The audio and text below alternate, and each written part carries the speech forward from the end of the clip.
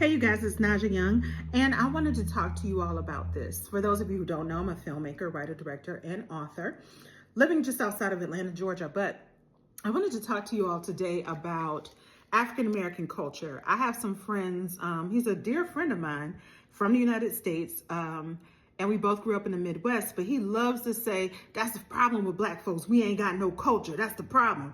And I'm like, bruh, I can love you and still disagree with you wholeheartedly with my chest, because we do have a culture, a rich, dynamic culture. Now, blackness in and of itself is not a monolith. It is not all one thing. However, we do have a culture. We have a culture of resilience. We have a culture of brilliance, scholarly brilliance, and artistic brilliance here in the United States. And if it were not for African Americans, the world would be a much less beautiful place. And I stand on that. And not just with art and culture and fashion and all of these different things and music, but our literary works, our historians, our civil rights leaders, our Black Power movement, all of that really inspired people around the world. So we have a culture in the United States, and we need to be proud of that as Black people. But what I want to talk about is our naming practices in the United States.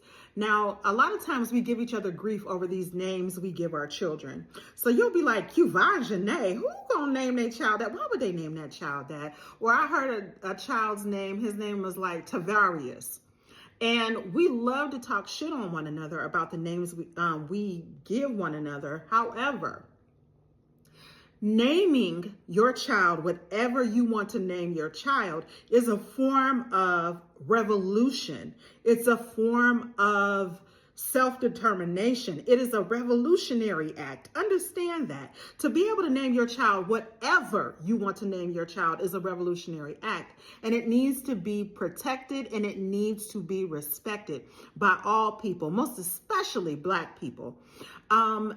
The other thing that I want to talk about is that we came to the United States with rich cultural traditions. We didn't come here not knowing anything. That is a misnomer. When Africans were enslaved and brought to the United States, they didn't just bring slaves. No, they brought planters, farmers, mathematicians, architects, midwives. Shall I go on?